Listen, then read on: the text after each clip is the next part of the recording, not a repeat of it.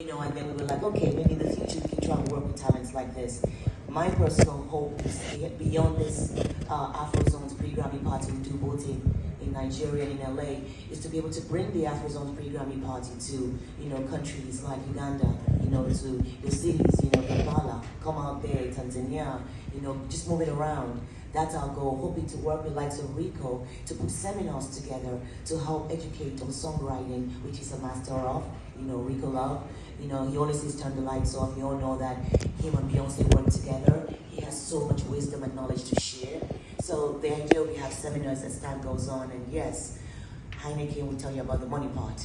But yeah, but like Rico says, step by step, the vision is there. We need you to partner with us, work with us, encourage us, and we will be there. Because it's Africa to the world. Like I always say, it's not Nigeria, it's Africa to the world. It is Africa to the world indeed. Kola, can I ask you a question? Yes, so the question is really, or the answer rather is, Nigeria is more like a lighthouse to Africa, a lighthouse to the world, and a lot of times we try to learn, share, we apply in other places, and this is one of those things. So definitely we know that there's a corporate strategy to grow the relevance and uniqueness of the brand in Africa, and music is really key. But I can assure that in some years' time, we start to then see this Pan-African collaboration between the different and operating companies in Africa. Oh, it's your first time in Nigeria? Yes. Oh, come on now. Have you tried any? Do you have a Nigerian name to start with? No. I'll give you a Nigerian name later, but I'll get to the real business. Coming to Nigeria, connecting with your fellow African stars, connecting with your Nigerian fans, how exciting is that for you, and just the Grammys generally? It's one thing to be able to connect with your fans online and from a different geographic location, but it's a whole other thing when you get to experience their life and their style. And then you would ask the question about the Grammys. Oh, which question was it? Just generally, how excited are you about the Grammys having an African representation properly now this year?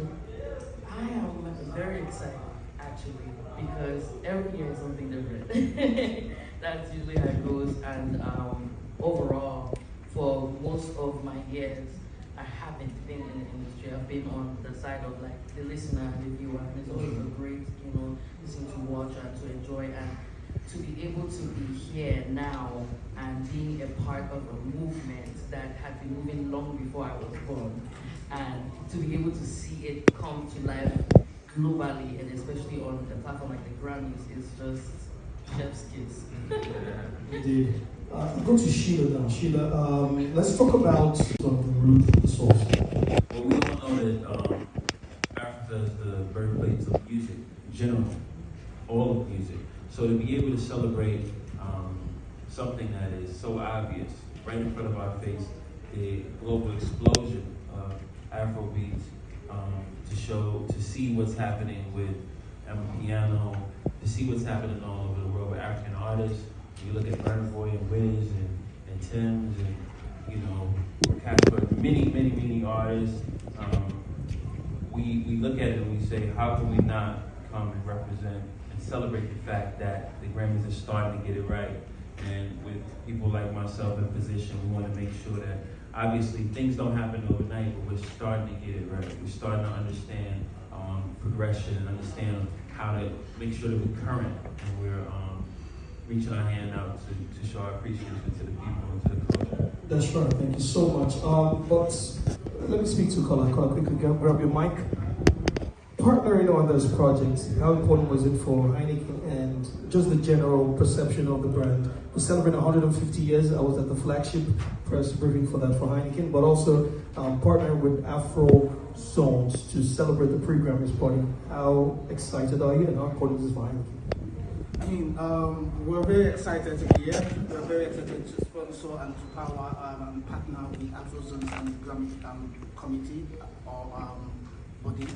And for us, Heineken is a vision in progress.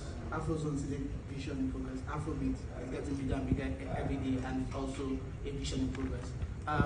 It doesn't have to get to the zenith before we start to power and partner with them. We have to do it as it's exploding and explode together with them. why we're here because Afrobeat and music is important to Nigeria, it's important to us. And Heineken is all about good times. There's really no good times without music. So we're here to celebrate our own. Absolutely. Thank you. Now go to La Bianca. Not just that, but I can promise that for anyone who is in the room tonight, you will feel something. You will think about something. I will encourage you in some type of way. My friends and I on that stage, it's not going to be a joke. And not only that, there's opportunity to network with a bunch of people, have a good time, and all that jazz. But mainly, we are going to be on that stage showing why we have our spot and why there's progress. Thank you so much. Nicole, final words? I'm super excited about this. I'm super excited to be here, but I also want us to recognize this is the first of many. We have to build a true relationship. And in true relationships, it's not just one-offs. It's about consistently communicating, consistently getting to know the partners in depth and deeply, and feeling the energy and the soul and the essence, so that we can relay it properly to the people who aren't educated and who don't look like us and live the lives that we live. So I'm looking forward to growing and building, and the Black Music Collective is going to do everything in its power to make sure that we are a voice for our people, and we just hope that you're patient with us and understand that we are a team. We have to do this together. Thank you. Thank you so much, Sheila. All final thoughts. I want to really thank you all again. I've never really seen any bad press about me, and so I'm grateful to the press for that. So don't write no bad press about me ever. But I want to thank you all because you all have been part of my journey since inception of this whole music journey that I have impact on, from the Mobile Awards, to now being a member of the Academy.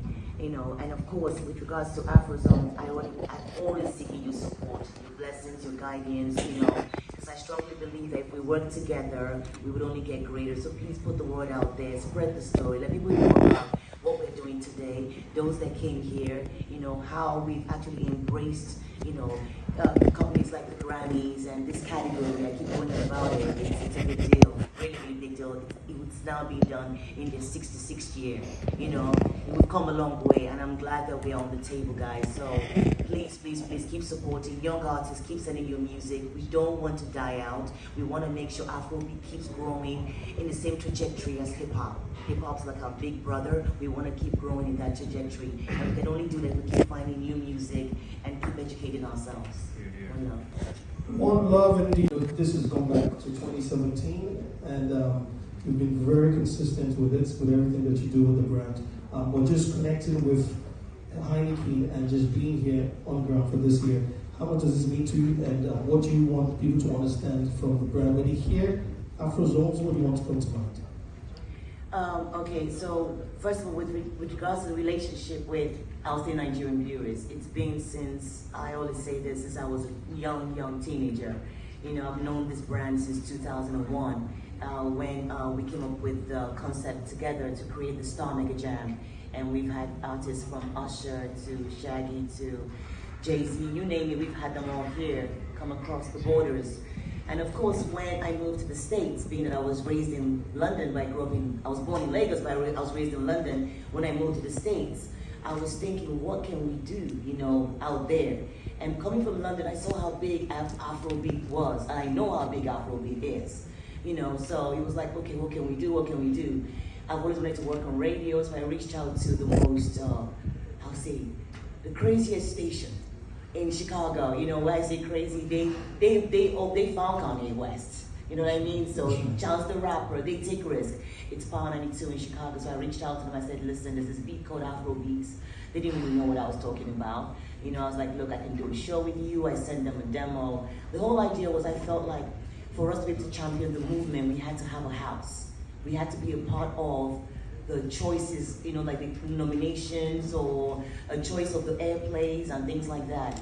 So if you see that, if you go on BDS spins or scans, which is something they do in the States to see where songs are played or how many times songs are played in rotation, it's on radio, terrestrial radio. The digital platform is doing their thing as well. So I wanted to be in a position whereby I could actually play the music, share the experience. It's one thing to talk about something, it's another thing to be a part of it.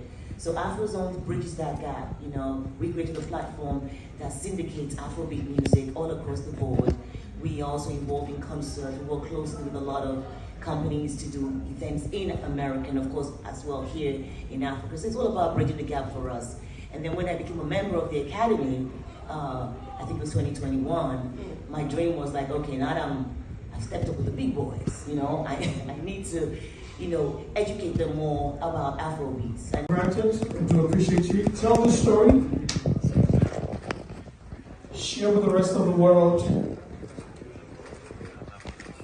as we celebrate Afrozons Pre-Grammy Party in Vegas 2024.